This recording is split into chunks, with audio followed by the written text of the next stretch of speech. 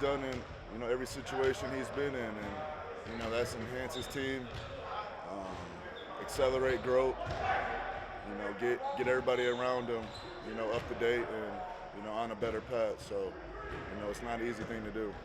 Curious, when he first came here in the first initial talks you guys had, could you sense that it was going to lead what it led to, or at that point when you like, look, let's just try to figure each other out and we'll see what happens? I mean, a little bit of both. I never put a ceiling on, what we're capable of. I never downgrade his resume and his career and what he's capable of and what he's done. So, I knew having a backcourt partner like that, we could do some pretty special things. But, developing a relationship off the court too is, a relationship that I'll hold on to forever. You're obviously 1 point away from 15K for your career here. I know you've reached a lot of these milestones before, but never, as you continue to rack them up, does it ever take a minute to sit back and appreciate those things, or how do you kind of process the next thing? Yeah, I mean, I take it day by day. Obviously, 15 is one of those numbers. It's a pretty big number.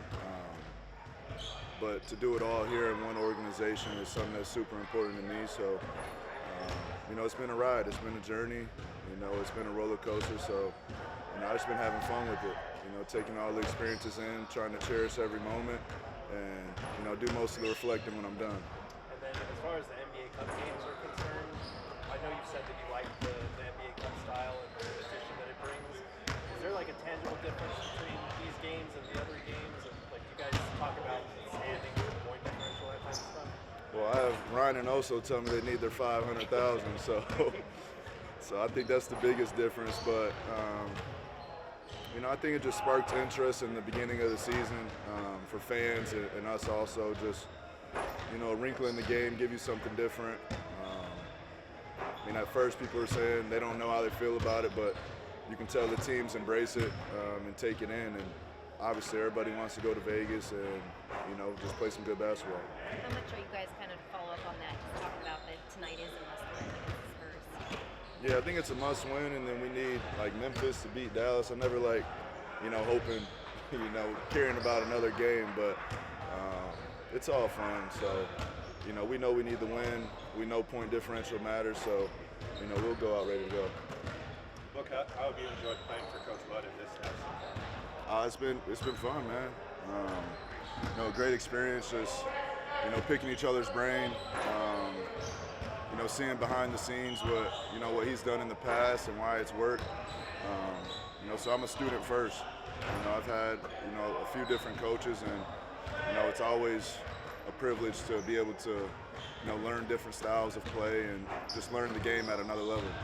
Where do you feel like you guys are at compared to your own expectations so far, and what do you feel like you got to keep building out moving forward? I mean, it's the same recipe every season: stay as healthy as possible.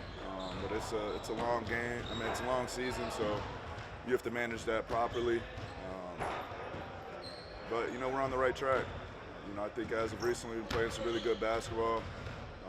We dropped that game versus Brooklyn, but Brooklyn's been on a ride right now, so we'll take that one. But we just got to keep pushing forward, keep getting better. Look, I pointed out to Bud not too long ago that you had played for so many coaches here, and he wasn't aware of that. And he agreed that it wasn't ideal, but he said, no, look, he's the type of player that probably picks up something from his coach, adds it to his game. What has that process been like, just so many coaches during your time? I mean, you just see what works. You know what I'm saying? Everybody has their different schemes, their different plans, and some things work most of the time. Some of them don't work as much, and it's all based on your team and your personnel too. So you have to throw that into play. But like I said, the game of basketball is evolving at the same time. So things are changing, rules are changing. And so I think that keeps it fun. The game's getting better and better. One of the things we get to see is your individual work, and like Vince is the guy that you've been working with. What is the main benefit that you get out of the extra after, say, practice and shoot-around that carries over into the game? Just using imagination. Vince has some good stuff with him. For being a big man. But I told him we need to throw him in there, have him set some screens. He's good in the DHOs, and he has a high IQ for the game. So it's been a pleasure working with him. When you first, I guess when they pair guys up, are you making the call, okay, I got this guy, or does the coach say, okay? You just vibe it up. You know what I'm saying? Just vibe it up. How much has your pregame shooting routine changed from when you entered the league to where it is now? I'd say it changes a little bit each and every year. Usually a week or two before preseason starts, I'll try to come up with something. It's only 15, 20 minutes, depending on how many shots I'm making. But I like to get a nice little sweat, get going. How valuable is that time just to get into the right mindset? Yeah, I think getting in the right mindset is more important than the actual shots. It's hard to emulate the game, so the more you can zone out and actually imagine yourself in game-like situations, the better. How valuable do you think this time's going to be for Oso, just with Nurk out, getting more time? What do you kind of expect from him? Yeah, experience is the best teacher. He's already ahead of the curve with his IQ, so he understands the game. But it's a joy to be on the floor with him. The ball hops around. He's a lob threat. I threw a lob to him last game. That was refreshing.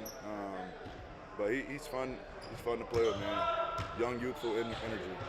And then just getting back to the 15,000, I think one reason why fans appreciate it so much is, besides going through the ups and downs, is you seem to enjoy living in Arizona. When you came here, did it take a while to get to that point, or is that something that you just felt good with from the start? It took like July and August to pass by. And then after that, I was good to go. Yeah. So what you got through the summer months, you like the Simpsons, right? It's the best place ever. That's how I feel. I noticed you drive with the top down in your car. Do people recognize you when you're at stoplights or anything? A little bit. Sometimes. I say what's up, keep it moving. Anybody taking pictures? We'll see if anything services. All right. Thank you.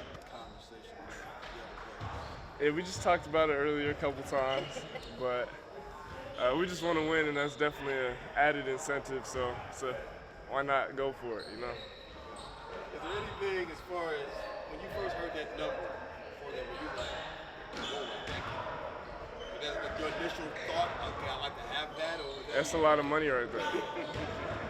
And it's not really going to change my lifestyle or anything, but it's definitely a good, it sounds good, so yeah. Also, Nurk out for a week. I know you probably don't change your approach very much, but what are some things you're focused on in the short term, knowing that the minutes are going to be there? Yeah, like I say every time, just trying to stay ready. Things are going to happen, guys are going to be out, and I have to be ready to play. I think Nurk brings a lot of physicality, and he's an elite rebounder, so obviously keeping that at the front of my mind, but yeah, just staying ready. I wanted to ask you about your fake dribble handoff, and you can kind of sense the guy sagging off and you take it yourself. When did you kind of first start to develop that skill and learn how to read those situations where you can be aggressive? Yeah, in college we had a lot of great shooters on our team, especially Cam Jones. I'd always be playing two-man game with him, and defenses respect guys like that so much, so it opens the lanes for me. And I mean, on this team, it's even more with these elite scorers. So just mixing that in every now and then to keep the defense honest and not let them double team KD and Book and Brad. So yeah, just mixing it in. So if you talk more with Coach Bud on this opportunity that you do have now with Nurk being out and kind of what is going to be more expected from you now during this time? I think just continuing to do what I'm doing, just playing hard. I know my role, keep it simple. Play defense, compete, get max effort. I'm gonna make mistakes, but just to play hard is the number one thing, compete. That's what me and Ryan's jobs are on this team, and to bring that energy and excitement every night. So we'll just keep trying to do that. With bringing that youthful energy, that's something that Book has talked about too. Do you and Ryan talk about that, of just like, hey, we gotta be, creating those energy plays and just bringing that every night? Yeah, we definitely have conversations about it, but I think more than anything, it's just who we are, just naturally, even off the court.